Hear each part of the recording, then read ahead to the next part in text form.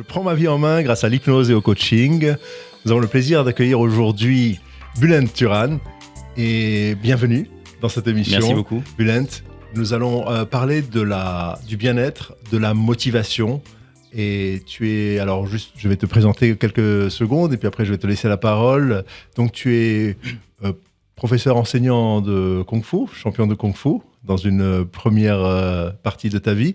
Et puis devenu coach en entreprise, business coach, coach de vie, coach professionnel, où nous avons eu le plaisir de nous rencontrer dans le même institut de formation auprès de David Lefrançois. Et chacun, on a suivi nos parcours. Alors, on va parler aujourd'hui de cette motivation qui manque à beaucoup de gens, qui est en fait le nerf de la guerre quand on veut faire quelque chose. Et donc, je vais te laisser à présent te présenter et puis on va entamer tout de suite cette émission sur ce sujet. Tout d'abord, très heureux d'être ici avec toi, Shlomi. Merci pour cette invitation. Bonjour à toutes les auditrices et les auditeurs également. Et effectivement, pour me présenter rapidement, donc Bülent Turan.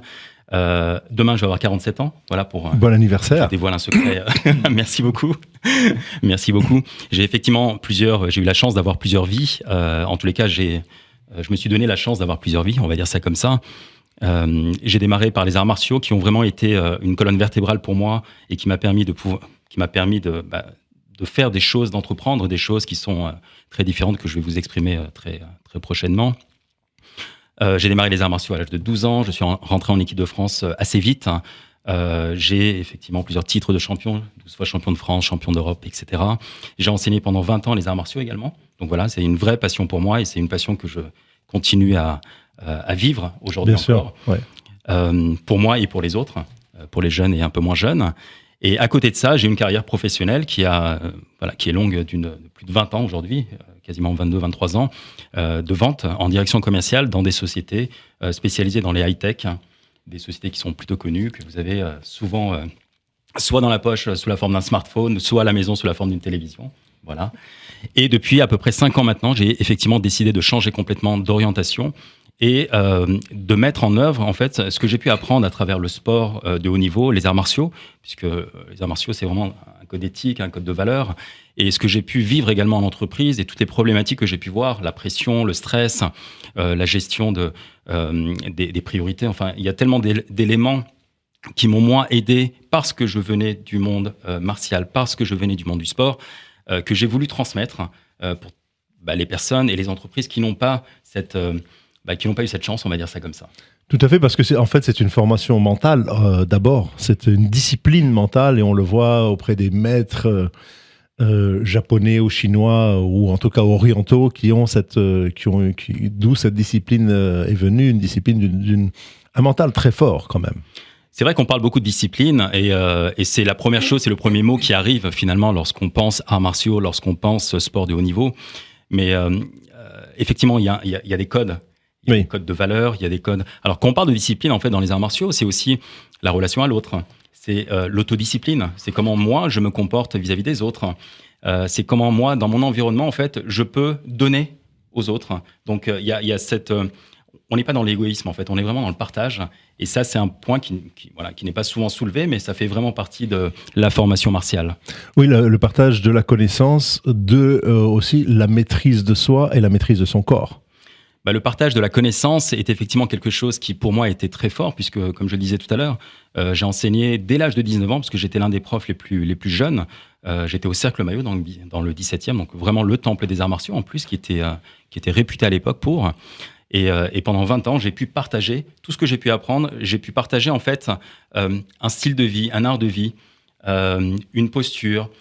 J'ai vu des personnes qui m'ont suivi pendant 10-15 ans dans mon enseignement, qui étaient extrêmement timides et qui, au fil du temps, au fil de leur pratique, ont pris confiance, ont pris une posture qui leur a permis de pouvoir engager leur vie professionnelle de manière différente, ou bien leur vie école, en fait, à l'établissement, où ils ont pu vraiment prendre confiance et être en mesure de pouvoir réellement avancer avec une motivation, avec plein de choses qu'on va sûrement développer par la suite. Voilà, alors c'est ça. Donc on va rentrer maintenant dans le vif du sujet.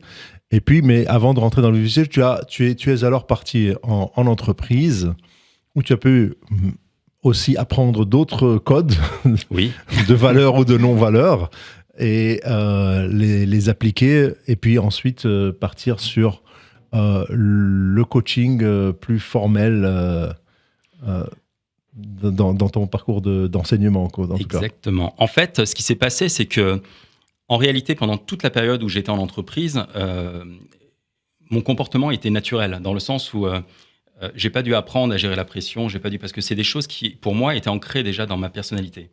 Et c'est après avoir quitté l'entreprise, ou lorsque je me suis dirigé vers le coaching ou l'accompagnement humain, c'est de me dire, mais comment j'ai géré cette situation? Qu'est-ce que je peux apporter à l'autre? Qu'est-ce qui se passe, en fait, au niveau neurologique, au niveau du corps, lorsqu'on vit telle ou telle pression, telle ou telle tension? C'est ça. Et c'est à partir de là, en fait, où j'ai commencé à mettre en œuvre. Je me suis formé déjà. Je me suis beaucoup formé parce que, alors, on peut avoir un poste, on peut avoir une superbe carte de visite, mais ça ne veut pas dire qu'on n'a pas le syndrome de l'imposteur qui nous guette au coin de la rue. Et c'est exactement ce qui s'est passé. Donc, alors, pour tout te dire, j'ai fait 3 écoles de coaching, donc pour bien me former au coaching, comprendre les outils, comprendre l'humain, comprendre le cerveau également. Et ça a été notamment notre point commun aussi, Ouais. l'école des neurosciences. Ouais, l'Institut des neurosciences appliquées à Paris. Et puis, on s'est rencontrés aussi à la NBS, donc la Neuro Business School. Exact. Et là aussi, on a fait du coaching ensemble pour les businessmen ou les entrepreneurs qui sont dans le monde des affaires.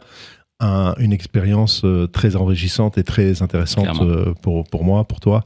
Donc, et ce qui nous amène ici, ce sont 2 sujets. C'est d'une part le bien-être, donc comment être bien en soi, à l'intérieur de soi, et également comment avoir cette motivation qui manque tellement à tellement de gens aujourd'hui, où les gens sont démotivés, découragés, la situation est difficile, on a le Covid, on a le confinement, on a ceci, on a cela, et ça casse le moral des troupes. Alors comment faire pour rester toujours avec le sourire et la force intérieure d'aller de l'avant, de ne jamais stopper. En fait, c'est ça. Moi, c'est mon leitmotiv à moi, mais je vais te laisser parler sur ce coup-là. Alors tout d'abord, je vais vous dire que j'ai pas une formule secrète, parce que tout ce que je vais vous dire là, c'est des choses qui sont connues. Peut-être 2-3 petites choses, on sait pas, on verra. Si vous êtes sympa avec moi, peut-être qu'on verra. En fait, tout d'abord, ce qui manque aujourd'hui, avant la motivation, c'est l'énergie. Parce qu'on ne parle pas beaucoup d'énergie. C'est vrai que lorsqu'on n'a pas d'énergie, il est très difficile d'avoir de la motivation. C'est ça. Donc, c'est comment déjà je travaille mon énergie. Alors, l'énergie se travaille par différentes manières. Il y a bien sûr l'image que vous allez avoir dans votre tête, la perception de ce qui vous arrive. Tu parlais tout à l'heure, effectivement, de ce moment où on est... c'est pas si simple. On est vraiment dans un moment, en fait, qui est complètement anxiogène pour beaucoup de personnes. On ne sait pas exactement ce qui va se passer, on imagine peut-être qu'il va y avoir un confinement dans quelques jours. Donc tout ça, en fait, c'est des peurs qui font que mentalement, eh bien, on se crée des perceptions et des postures qui font qu'on crée du stress. Et le stress vient inhiber complètement, vient bloquer l'énergie. Vient bloquer l'énergie. Donc lorsqu'on bloque l'énergie, eh bien, on bloque tous les voyants qu'on peut avoir, qui peut nous permettre d'aller vers de la motivation et une joie de vivre et aller chercher un peu, toucher le bonheur aussi, d'une certaine manière. C'est ça. Donc on a cette énergie, moi je la compare un peu au flux sanguin, si tu veux. Le sang, il circule très très vite dans le corps, il est pompé et repompé par le cœur constamment. Et quand on manque d'énergie, c'est un peu comme si ce flux ralentit, le sang se coagule et ne circule plus, on n'avance plus, on est figé, on est bloqué sur une position. Il faut refaire circuler cette énergie corporellement, physiquement en fait. Exactement. Pour revenir au sang, en fait, le sang aujourd'hui est le liquide qui va tourner dans notre corps et plus on va avoir des idées qui sont plutôt portées vers le positif, plus la chimie de votre corps va s'adapter et va créer en fait des caractéristiques ou une posture qui va être positive et qui va permettre de dégager des hormones qui sont plutôt de la dopamine, de l'ocytocine, de l'endorphine, voilà, tous les in, qui nous permettent d'avoir le sourire, qui nous permettent également d'avoir de la motivation, de l'énergie. Donc, et ce que tu disais également, je rebondis là-dessus, c'est que c'est comme si vous aviez un courant d'eau, et à un moment donné, le courant d'eau, il est bloqué, et c'est ce qui se passe exactement en médecine traditionnelle, c'est ce qu'on dit. C'est-à-dire que lorsque le sang ne circule pas, c'est là où s'installe la maladie. C'est ça, tout à fait. Donc, c'est comment je fais en sorte, pour éviter d'installer cette maladie, ce manque d'énergie, comment je fluidifie toute cette énergie. Et comme je le disais au départ, c'est que c'est pas des secrets, c'est des choses qui sont aujourd'hui qui existent. Bien Tout sûr. le monde sait, Bien sûr. mais personne. Que très peu de personnes, en tous les cas, mettent en place. Alors, tu dis tout le monde sait. C'est vrai que quand on est dans le créneau du développement personnel, oui, tout le monde sait parce que nous, on est dedans. Et ça paraît évident, un peu comme ce que tu disais sur les arts martiaux. Ça te paraissait évident comment gérer ton stress parce que tout petit, tu as été entraîné à ça. Et donc, tu as su gérer les situations de combat, de fight, où tu devais pouvoir gérer un adversaire ou 2 ou 3 ou 4 à la fois. Et ça, c'est quelque chose que nous, on a appris. Mais monsieur ou madame tout le monde, dans la rue, ne savent absolument pas. Et c'est là tout le but d'une émission comme celle-là, c'est de faire connaître nos pratiques, de faire connaître le fait qu'il y a des solutions, que les gens peuvent s'adresser à toi, à moi, à d'autres coachs qui sont spécialisés dans cela, justement, pour arriver à cette motivation et à ce bien-être, et finalement s'en sortir, quelles que soient les circonstances et les situations. En fait, quand je dis que tout le monde sait, c'est vrai qu'aujourd'hui, on a une masse d'informations qui est tellement importante de la part des médias, de la part des coachs aussi, de toutes ces personnes qui sont vraiment dans ce domaine du mieux-être, du bien-être, de la santé, où il y a tellement de choses qu'à un moment donné, c'est comment j'arrive à distinguer ce qui est bon pour moi, parce que ce qui est bon pour toi n'est pas forcément bon pour moi et l'inverse. Oui. Donc, c'est comment, de manière individuelle, j'arrive à mettre en place des routines, je vais appeler ça des routines, qui vont faire que je vais travailler sur mon énergie, je vais travailler sur mon corps, je vais travailler sur cette manière de fluidifier mon sang et de sécréter de manière naturelle toutes ces hormones qui, aujourd'hui, malheureusement, sont plutôt prises en pharmacie, alors qu'on sait les développer naturellement. Oui. Mais le génie humain, c'est qu'on a tout en nous. Exactement. On a tout en nous pour pouvoir être bien sans antidépresseurs et sans passer des années et des années et des années à consommer des produits chimiques et des médicaments qui finalement vont peut-être avoir un effet, c'est vrai, mais néfaste et négatif au bout de plusieurs années de ces prises de médicaments, malheureusement, et on en voit tout le temps. Le corps est une machine extraordinaire, très honnêtement. Je pense que le corps a très très bien, il a bien été fait. Oui. On a vraiment tous les attributs qui nous permettent aujourd'hui de nous remettre en santé sans avoir forcément besoin d'avoir une intervention externe. Alors, bien sûr, dans certains cas, il y a besoin d'une intervention externe, mais d'une manière générale, notre corps est fait pour il y a ce qu'on appelle l'homéostasie. Oui. Il se régénère en fait à travers s'auto-guérir. Exactement. Mais ça dépend toujours de la manière dont on va mettre nos pensées, puisque alors il y a des travaux qui sont aujourd'hui accessibles de part des neuroscientifiques, des biologistes. Je parle de Bruce Lipton, je parle de Joe Dispenza, par exemple, de Greg Braden. Toutes ces personnes, en fait, ont découvert des choses ces dernières années, ces 30 dernières années ou 50 dernières années, qui sont juste extraordinaires. On parle de génétique, d'épigénétique. Donc, ça veut dire quoi ? Ça veut dire que nos gènes, parce qu'on peut se dire qu'on est des victimes, finalement. On peut se dire qu'on est des victimes parce que mon père a eu telle maladie, ou ma grand-mère a eu telle maladie, ou mon arrière, etc. Et même pas telle maladie, je t'interromps, mais tel événement de vie tel traumatisme qui va changer l'ADN. Donc si le grand-père a eu, quand il a eu 17 ans, un traumatisme, prenons les gens qui sont sortis de l'Holocauste, leurs enfants auront cet ADN qui est transmis par le père ou le grand-père qui est là et qui est traumatisant déjà pour les enfants des survivants de n'importe quel traumatisme, mais ça a été prouvé que l'ADN a été modifié. Et ce qui est intéressant, en fait, c'est dans la génétique et l'épigénétique. La génétique, c'est on se positionne dans une situation de victime, d'une certaine manière, en se disant que c'est comme ça. C'est transgénérationnel. Exactement, c'est transgénérationnel. Donc, je vais forcément mourir de cette maladie. Ouais. Ou bien, je vais vivre avec ce traumatisme qui m'a été transmis. Alors que dans l'épigénétique, en fait, on est au-dessus de l'ADN. Finalement, on est au-dessus de la génétique. Et ça nous permet de nous rendre compte que l'image qu'on va pouvoir se projeter mentalement, parce que c'est le cerveau qui va faire la différence réellement, eh bien, elle est à 90% favorable pour notre bien-être. Et elle va changer, elle va modifier l'ADN, c'est ce qui est extraordinaire. On le retrouve très fortement en hypnose, et quand on fait de l'auto-hypnose, on va modifier l'inconscient tout le temps, pour que cet inconscient, finalement, intègre qu'il y a une nouvelle programmation de la personne. Et ça, c'est assez puissant. Et donc, pour cette motivation, il faut changer son programme initial. C'est un peu ça en fait, il faut changer de disquette. Faut changer de disquette. C'est un peu démodé. C'est un peu démodé, ok. Bon, on va changer de clé USB, de programme, downloader autre chose dans tous les cas. On va faire un nouveau téléchargement. Quels sont les outils, les techniques, les routines que tu utilises pour remettre en énergie quelqu'un qui vient te voir Alors, avec ce problème? Tout d'abord, l'énergie, c'est des fondamentaux physiologiques.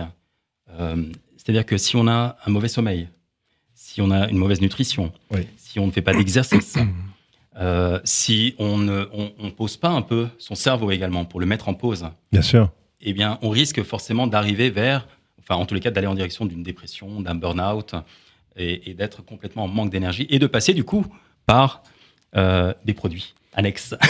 Tout à fait. Les Energizer. Exactement. Qu'on a du mal à arrêter ensuite. Bien sûr. Donc déjà, une des premières choses, je crois que c'est le sommeil. Alors moi, je conseille toujours en fait, je vais vous donner quelques conseils comme ça que je donne, c'est de se coucher dans la mesure du possible à la même heure et de se réveiller à la même heure. Et de se réveiller le plus tôt possible. D'accord ? Si vous avez l'habitude aujourd'hui de vous lever à 8 heures, essayez peut-être demain de vous lever à 8h moins 5. Et progressivement comme ça, de gratter quelques minutes, parce que vous allez vous rendre compte que le matin, on est beaucoup, beaucoup plus productif. Et ça, c'est un élément qui est extrêmement important. Et surtout, le matin, c'est le moment de dresser sa journée. C'est-à-dire que le matin, c'est ce qui va vous donner l'impulsion, la dynamique, la motivation pour avoir une belle journée. Donc, qu'est-ce que je mets en fait dans ma matinée ? Bien sûr. Déjà, c'est la première chose. Bien sûr. Qu'est-ce que je fais en fait ? Est-ce que je fais le snooze 10 fois mon réveil ? Non. Là aussi, en parlant de réveil et de snooze, c'est dans la mesure du possible mettre votre réveil en dehors de votre chambre, d'accord ? Pour qu'il n'y ait pas cet appel de « j'arrête et je reviens ».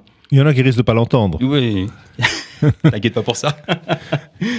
Donc, en effet, comme dit le proverbe, le monde appartient à ceux qui se lèvent tôt. Complètement. Et c'est vrai qu'on a gagné sa matinée et sa journée quand on s'est levé tôt pour faire plein de choses.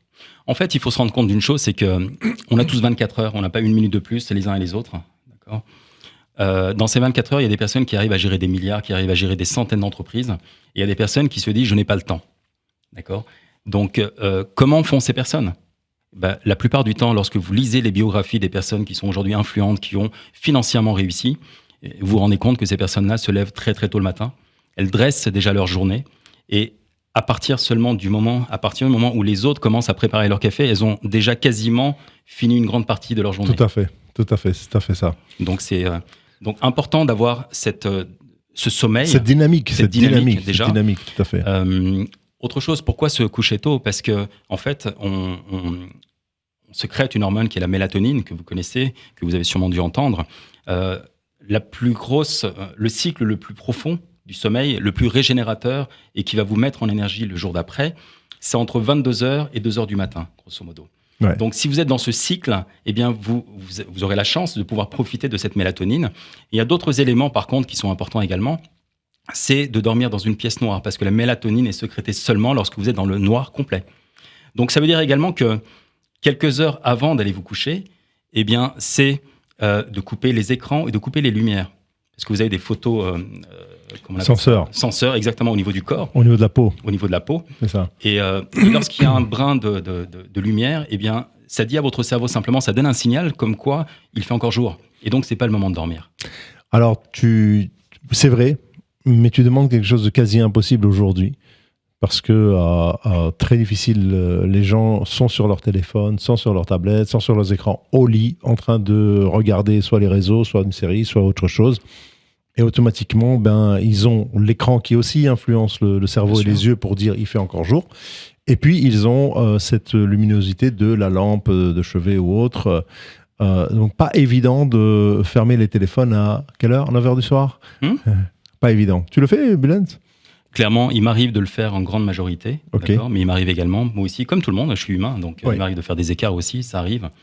Je sais que c'est pas évident, mais c'est une première pierre à l'édifice, si vous voulez commencer à avoir vraiment une journée dans laquelle vous allez retrouver de l'énergie, de la concentration, du focus. C'est ça, et donc, c'est important en fait de se dire, OK, peut-être pas couper tout de suite. Au moins mentalement se préparer à ça. Mentalement se préparer à ça. Moi, j'aime beaucoup la politique des petits pas. Ouais. C'est-à-dire que si je vous dis 22h, vous n'êtes pas obligé de vous coucher à 22h. D'accord ? Si habituellement, vous vous couchez à minuit, eh bien, commencez peut-être à vous coucher à minuit moins quart. Voilà, commencez peut-être une demi-heure avant à couper les écrans si c'est possible. Ouais. Commencez en fait à vous mettre dans une position, dans une posture qui va vous permettre d'avoir un sommeil réparateur. Tout à fait. Et plus on est avec ces écrans, et moins notre sommeil est réparateur. Absolument. C'est le fléau de la génération, je pense. C'est un très grand fléau qui touche les jeunes et les moins jeunes aussi. Oui. Parce que les moins jeunes aussi... Alors du coup, moi je suis papa, mais on doit être modèle. Oui. Aussi, on doit être exemple pour les enfants. Et c'est pas en leur disant, parce que si nous, on se trimballe avec un smartphone et une tablette, et qu'on dit à son fils ou à sa fille, non chérie, c'est pas bon, ok, mais bon, c'est pas à travers la parole, c'est à travers les gestes, en fait, qu'on donne vraiment moi je trouve, en tous les cas, la plus belle éducation. Tout à fait. Alors, je vais juste rapporter une petite anecdote personnelle. Bien sûr. Donc, moi, je suis très addict au téléphone, et de par une ancienne vie dans le high-tech également. Et puis, mais je pratique l'addiction au smartphone, c'est-à-dire les gens qui viennent pour se désaddicter, on va dire comme ça. Donc ça, on va le faire. Et la semaine dernière, mon fils qui a 19 ans m'a dit, papa, j'ai stoppé le smartphone, j'ai arrêté, j'ai pris un petit Nokia à touche, fini, plus de smartphone. Parce que c'est une trop grande perte de temps, les vidéos, les bazars, les applis ici, les applis là-bas, les Instagram, les trucs, j'ai tout arrêté. Pour me concentrer sur mes études et ne pas perdre de temps. Et donc... C'est une vraie addiction, c'est une maladie. Ah, c'est une maladie. Je ne sais plus comment ça s'appelle cette maladie, je crois que c'est la nonophobie ou quelque chose comme ça, mais il y a des gens qui se suicident parce qu'ils n'ont plus de smartphone, parce que voilà, il y a vraiment des cas qui sont graves. Oui. Bah, ils n'ont plus d'amis quand il n'y a plus de batterie. Ils ont plus d'amis, voilà. Exactement. C'est exactement ça. C'est ça le truc. Donc, c'est vrai que le smartphone incite à l'insomnie aussi et ne permet pas d'avoir ce sommeil réparateur et cette énergie. Les enfants sont crevés le jour suivant parce que ils ont joué jusqu'à 3h du matin à des réseaux en jeu, et alors que les parents pensent qu'ils sont sagement endormis, mais ils ont joué avec d'autres copains en réseau dans leur lit. Et c'est important donc de leur retirer complètement le téléphone et les écrans de leur chambre. Je pense que le contrôle est important. C'est vrai qu'on n'aime pas trop ce mot. Ouais. Contrôle, discipline, voilà, c'est des mots qui font peur en général. Ouais. J'en aime pas trop. Mais je crois que si on veut contrôler sa vie aussi d'une certaine manière, contrôler son énergie, contrôler son mental, eh bien, il y a quand même des règles à suivre, comme dans tout. Et ça, c'est une première règle. Et effectivement, les enfants ou les adultes qui sont aujourd'hui avec leur téléphone, qui sont en pleine addiction et qui... Parce que les réseaux sociaux nous poussent à ça aussi. Bien sûr. C'est leur job, en fait. Plus on va passer de temps avec sur Facebook ou sur peu importe, n'importe quel réseau social, et plus eux, ils sont contents parce que vous allez consommer. Ouais. Vous allez consommer de l'information, vous allez consommer de la publicité. Acheter de la publicité, bien sûr. Exactement. Bien sûr. Donc, on peut utiliser, au lieu d'utiliser le mot contrôle, on peut utiliser le mot cadrage. On va recadrer. Exactement. On va mettre un cadre à notre activité. Et c'est vrai que pour acquérir ce bien-être dont on parlait, il faut se détacher de certains objets qui font malheureusement partie de notre vie ou qui font partie de notre vie, mais parce qu'il faut, mais dans tout, il y a du bien et du mauvais. Là, à passer une certaine heure, ça devient très, très négatif. Pour rebondir ce que tu as fait toi, parce que tu as bossé dans les télécoms. Moi, j'ai bossé dans les télécoms. Et comme je disais tout à l'heure, j'ai travaillé pour Samsung, pour LG. Donc, moi, j'avais 3 smartphones. Ouais. Donc, j'étais tout le temps, du matin au soir, j'étais au téléphone. Très clairement, avec mes clients, Et à un moment donné, en fait, je me suis rendu compte également de la perte d'énergie que cela pouvait apporter et du manque de concentration aussi. Parce que lorsqu'on est au téléphone, on n'est pas avec l'autre. Oui. Donc, à un moment donné, et ça, on le voit très fréquemment aussi, vous allez dîner, il y a un couple, tous les deux sont sur le smartphone et il n'y a plus de contact, en fait, il n'y a plus de relation. Alors, imagine dans cette période où on nous demande en plus de nous séparer. Mais ils s'envoient chacun un WhatsApp. Ils s'envoient des textes. Ils s'envoient des textos au restaurant, ça va. Donc... en effet, ça pompe l'énergie. Pas seulement ça, mais puisqu'on parle des jeunes et de l'énergie aussi, alors, il y a des études qui ont été faites où on a pris 3 groupes d'étudiants en leur donnant un devoir à faire, un devoir où ils devaient se concentrer. Premier groupe, ils ont le téléphone ouvert sur la table et il y a des messages qui arrivent, donc la personne va aller regarder qu'est-ce qu'il lui a écrit, etc. on est à moins 30% de concentration par rapport à ce qu'il pourrait avoir. Deuxième groupe, le téléphone est sur la table mais éteint. Là, on est à moins 20%. Et puis, troisième groupe, le téléphone n'est pas du tout dans la pièce. Et là, on est à 100% de concentration. C'est ça. Mais rien que le téléphone éteint sur la table, c'est déjà mauvais. Sur le même bureau, parce qu'il dit peut-être qu'il y a un message qui est arrivé. Exactement. Peut-être, alors qu'il est éteint. Exactement. Et voilà, donc En fait, on a toujours cet esprit qui va aller vagabonder. ailleurs. Voilà, c'est ça. On entend juste une notification. Moi, toutes mes notifications sont éteintes. C'est Parce bien. que lorsqu'on est sur un travail et qu'on est concentré, pour revenir et retrouver la même concentration, il nous faut au moins 15 minutes, je crois, si je ne dis pas de bêtises. Ouais. Et c'est les neuroscientifiques qui le disent. Donc, de se dire à chaque fois, je perds 15 minutes parce qu'il y a une notification là, parce que j'ai un appel là, parce que si, ça ne marche pas. Donc, soit on est vraiment dans ce qu'on appelle le deep work, en fait. Dans une concentration monotache. Et Ouais. moi, j'aime beaucoup le modèle Pomodoro. Je ne sais pas si tu connais. Alors non, je ne le connais pas. Alors, le modèle Pomodoro, c'est très simple. C'est une application que vous téléchargez sur Android ou Apple, peu importe. On travaille pendant 20-25 minutes. C'est quoi Android Apple? Je ne connais pas. Non.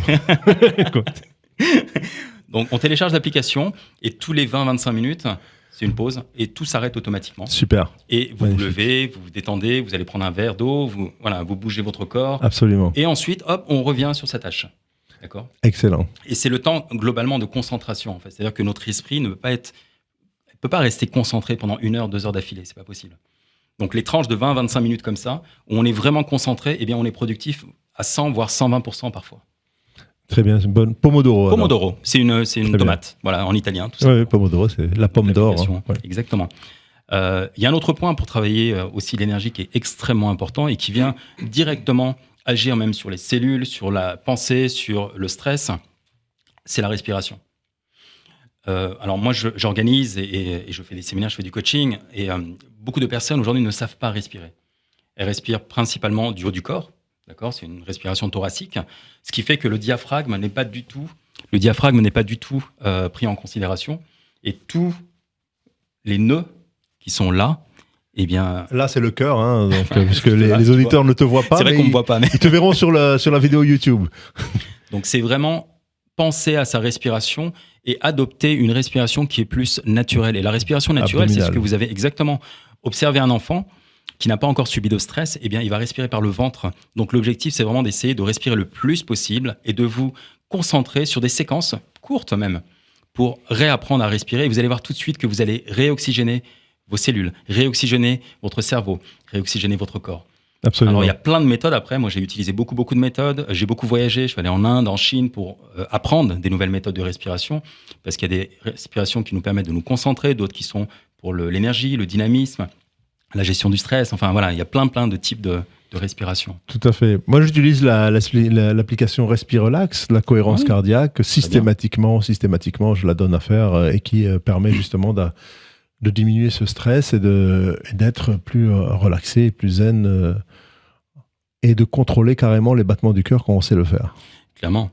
Dans mes consultations de coaching, souvent, quand j'ai des managers et autres, ils arrivent, ils sont déjà stressés parce qu'on a un timing. Ils ont un timing de leur côté. Il y a les téléphones, il y a tous les trucs. Donc déjà, on éteint tout ça. Déjà, c'est dur, c'est difficile. Ouais, déjà. Absolument. Ensuite, lorsque je dépose, je fais travailler sur la posture. La posture est extrêmement importante aussi. Si on a vachi sur son bureau toute la journée, eh bien, on s'empêche de respirer. Ouais. Donc, l'idée, c'est vraiment de remonter, de ramener les épaules sur l'arrière, voilà, d'ouvrir vraiment le corps pour se permettre de se donner une vraie respiration. Absolument. Et la respiration, c'est la vie. c'est la vie, tout simplement. C'est la vie. C'est tellement naturel, c'est tellement gratuit qu'on n'en prend pas soin finalement. En fait, on est inconscient de sa respiration, puisque c'est un système, le système respiratoire fait partie de l'inconscient. Et ce qu'il faut, c'est faire prendre conscience aux gens de respirer en conscience, de faire de la respiration consciente. Exactement. Respirez, regardez, faites un test. Vous avez une réunion, vous avez un événement, peu importe. Vous rentrez du bureau juste avant de traverser la porte de votre domicile, retrouver vos enfants, votre femme ou votre époux, peu importe. Eh bien, juste posez-vous quelques minutes, d'accord, dans votre voiture ou juste avant. Faites un break et fermez les yeux simplement. Une grande inspiration, voilà, sur 4 temps, 5 temps, et une grande expiration en conscience. Essayez de voir en fait comment file l'énergie, comment monte le souffle, comment vous l'intégrez, comment comment on appelle ça comment vous inspirez, pardon, comment vous l'inspirez, comment vous l'expirez, et essayez de la radoucir, de la calmer au maximum, et vous allez voir que une fois que vous allez traverser la porte de votre domicile, vous allez être une autre personne. Absolument. Clairement. Absolument. Essayez, faites le test. Voilà. Ne me croyez pas sur parole. Non. Mais je te parlais tout à l'heure, quand on était off, parce que là on est on air, mais quand on était off, donc je te parlais de ce champion de ping-pong qui est venu me voir et qui avait sa compétition le soir même. Eh bien, je lui ai proposé dans la voiture de faire sa respiration avant de rentrer dans le match de la compétition. Et parce qu'il était très très stressé justement, donc pour enlever ce stress complètement, et ça évidemment ça a très très bien marché. Il était très content, il ne savait pas, il ne connaissait pas, et la respiration lui a permis de faire un match où il a gagné, et puis il a pu atteindre ses objectifs, de ne pas être stressé en compétition. Complètement. Ça c'est extraordinaire. Eh ben Je vais faire une confidence. Allez. Regarde. Moi, quand j'étais dans des situations de stress, de pression, parce qu'il y avait des grosses réunions avec des enjeux qui étaient très importants, je m'enfermais dans les toilettes de l'entreprise. Oui. Je m'enfermais, et puis là, je me faisais ma séquence de respiration, et j'étais une autre personne, en fait, parce que, en fait, tu switches complètement. C'est-à-dire que le stress, tu le diminues, tu fais monter d'autres forces, d'autres hormones aussi, d'autres énergies. En fait, d'autres énergies également. Donc, tu arrives déjà en étant quasiment une autre personne qui est fraîche. Et ça, absolument, absolument. Très très bien. Avoir de la bonne énergie, donc évidemment le sommeil dont on a parlé, puis la respiration et quoi d'autre, Bülent? Le corps. Le corps. Le corps, l'exercice. On parle beaucoup en fait, on dit du sport, mais en fait là aussi on a beaucoup de réfractaires. Lorsqu'on parle de sport, j'ai l'impression que tous les poils s'hérissent. Mais c'est juste bouger son corps. C'est juste bouger son corps. Ne serait-ce qu'aller marcher, ne serait-ce que prendre de l'air frais. Bouger. Avec le masque.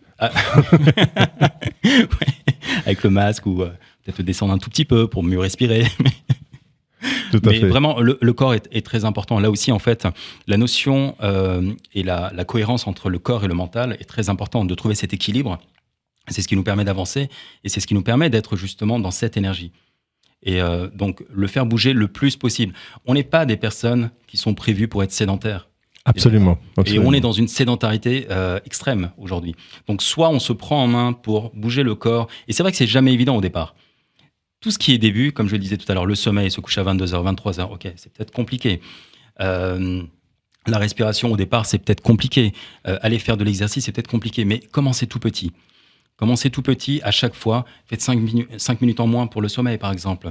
Pour l'exercice, allez marcher pendant 5 minutes, 10 minutes. Vous avez envie d'aller courir. Je vois beaucoup de personnes, des managers et autres, ils se disent, je me mets à la course et ils vont courir pendant 1 heure. Mais comment tu veux ensuite que ton cerveau te donne envie d'aller courir la prochaine fois? Tu as plein de courbatures. Donc, c'est pas un plaisir, en fait. C'est d'aller chercher le plaisir, en fait. Et le plaisir se crée petit à petit. C'est-à-dire que tu vas marcher 5 minutes, tu vas peut-être courir 5 minutes. C'est ça. Progressivement. Mais bougez votre corps. Et pour ça, il y a tellement de choses, notamment pendant le confinement, qui ont été mis online.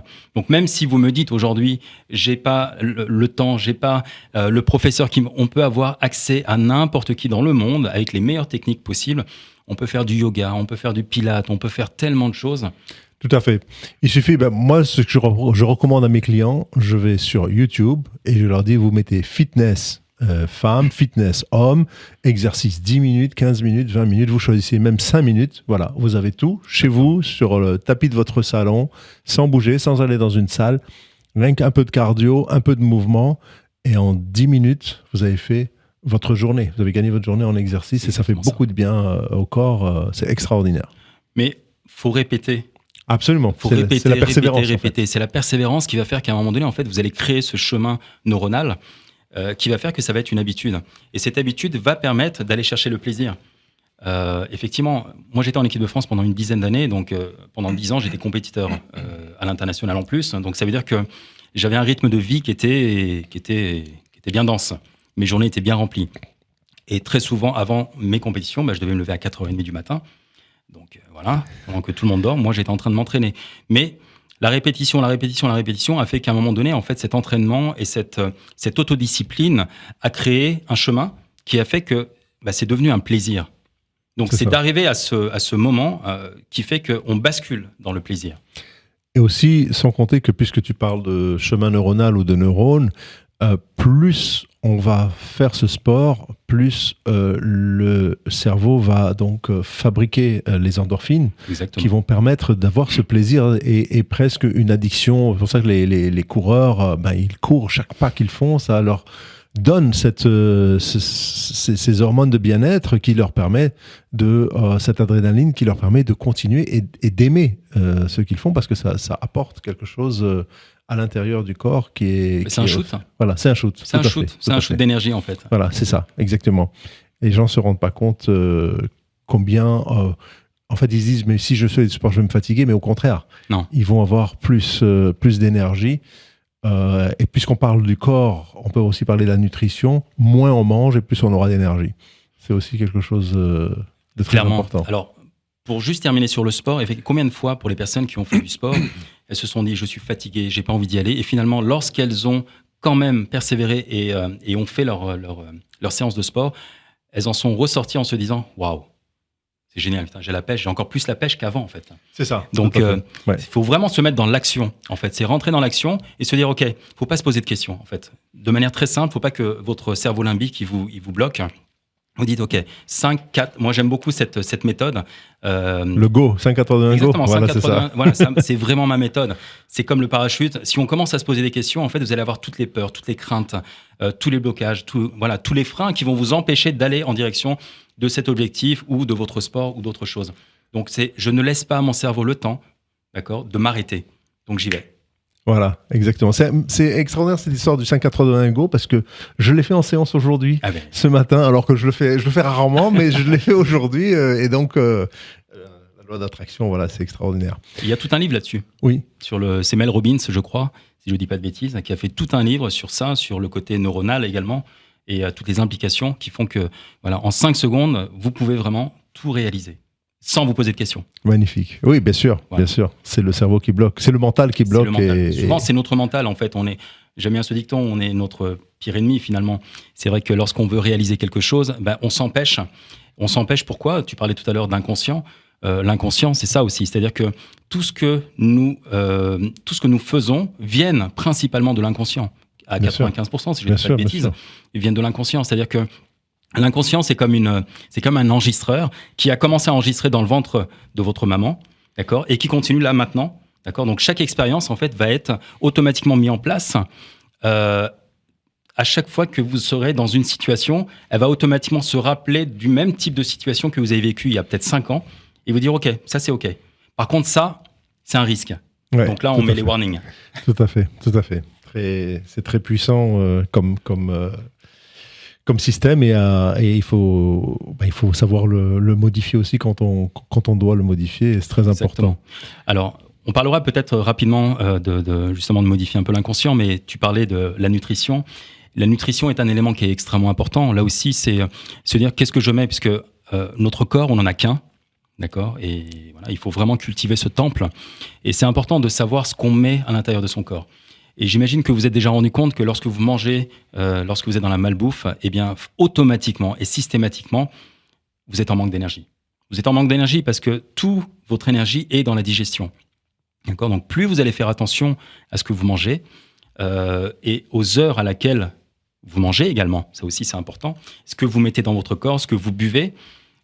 Moi, il y a des choses que j'ai complètement éliminées de ma vie, en fait. Il y a les sodas, je ne bois pas, par exemple. Je ne bois pas de soda.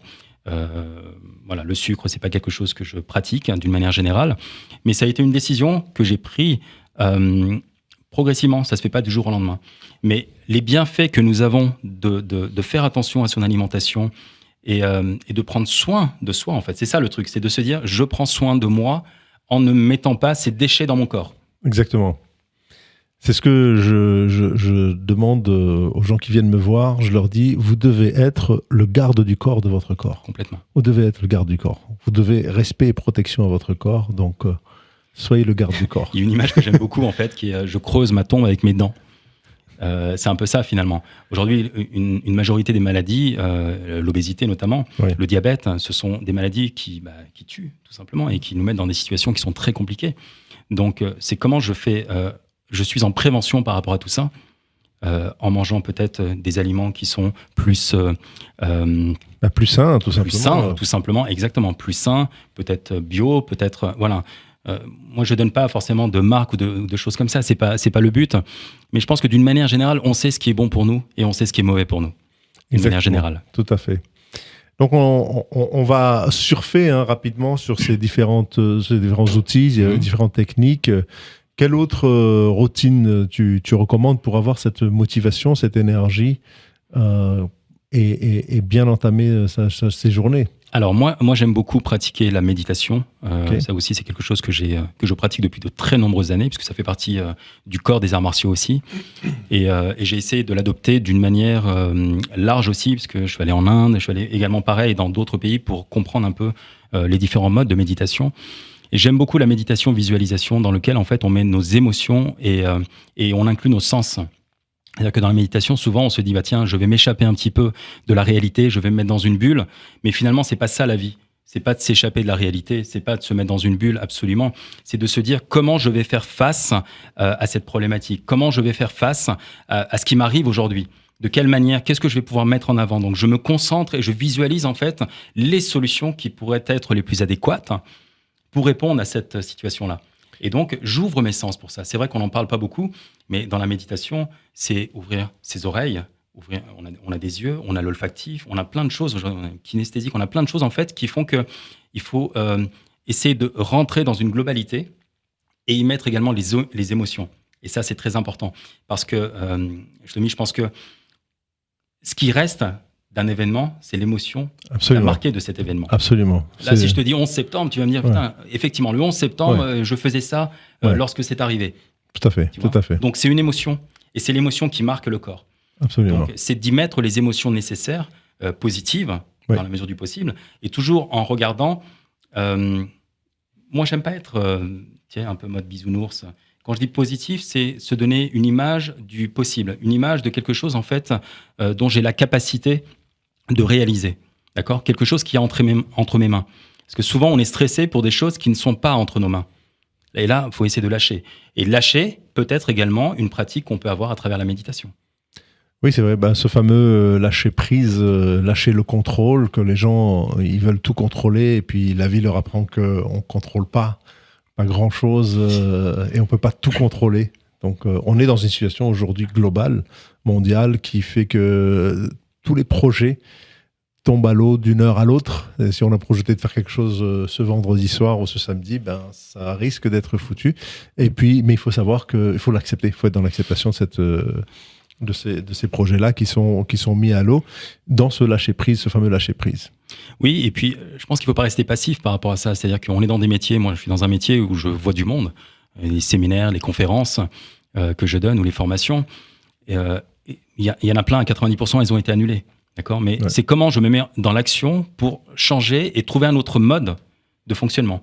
Exactement. Est-ce que je passe au digital ? Qu'est-ce que je fais en fait ? Est-ce que je fais des webinaires au lieu de faire du présentiel ? Donc c'est de trouver des nouvelles idées. Et pour ça, je pense que c'est important de s'imprégner également des personnes qui réussissent, d'avoir des mentors. Oui, bien sûr. De lire beaucoup. Aujourd'hui, on a la chance d'avoir des lectures qui sont juste incroyables, avec des personnes qui ont vraiment réussi dans différents domaines. Et je pense que c'est important de s'en imprégner. De s'imprégner, tout à fait, d'être dans cette dynamique-là, en tout cas, d'être dans cette dynamique. Et puis, pour être dans cette dynamique, on arrive bientôt à la fin de l'émission où on pourrait encore parler des heures et des heures parce que c'est absolument passionnant. Et juste pour conclure, Bülent, qu'est-ce que tu recommanderais pour avoir cette fameuse motivation, cette fameuse énergie positive qui permet à une personne de se lever le matin et de dire « il y a ça et ça et ça que je n'ai pas fait depuis des mois, je vais maintenant le faire ». Alors moi, il y a un truc que j'aime beaucoup faire, c'est au lieu de parler de la motivation, c'est parler de la démotivation. C'est qu'est-ce qui te démotive. D'accord ? Une fois que tu as fait la liste des éléments qui te démotivent, eh bien en face, tu es en capacité de savoir pourquoi. Et qu'est-ce que tu peux mettre en face également du pourquoi. Très bien. C'est de connaître vraiment la nature, la racine de ton problème. C'est ça. Parce que lorsqu'on est uniquement sur des symptômes, on reste sur des symptômes. Alors que si on va chercher un petit peu plus loin, eh bien, honnêtement, je vous propose de mettre, en listing, faites-vous une liste, écrivez. Qu'est-ce qui me démotive aujourd'hui ? Qu'est-ce qui m'empêche de ? Ouais. Pourquoi je n'avance pas dans telle ou telle situation, C'est ça. dans telle ou telle relation? Qu'est-ce que je peux faire pour que ça avance? Qu'est-ce que je peux mettre en place comme action? Tout à fait. Et à partir de là, déjà, on apprend à se connaître. Et c'est ça le développement personnel d'une certaine manière. Oui. On apprend à se connaître. Et si on a besoin d'aller plus loin parce qu'on a des blocages ou des traumatismes, comme tu disais, eh bien, il y a des techniques, il y a l'hypnose, il y a le coaching, il y a plein de choses aujourd'hui qui existent et qui nous permettent de gagner du temps. En fait, moi, je le vois vraiment comme ça, c'est gagner du temps par rapport à une situation et se libérer aussi. Débloquer la C'est exactement situation, débloquer l'énergie et puis alors être absolument motivé pour avancer dans sa vie. Bulane, merci beaucoup d'avoir été mon invité aujourd'hui à cette émission. Merci pour l'invitation. Où est-ce que les auditeurs peuvent te contacter? Alors, ils peuvent me contacter, j'ai un site, c'est bulinte-turan.com. Okay. Ensuite sur Facebook, sur LinkedIn, voilà, Bulinte Turan. Très bien. Ils peuvent m'appeler pour avoir tes coordonnées également. On peut t'appeler, exactement. Avec grand plaisir. Et donc, je rappelle à nos auditeurs que notre émission a lieu tous les 2e et 4e mercredis de chaque mois. Et je remercie Philippe à la technique. Merci Philippe.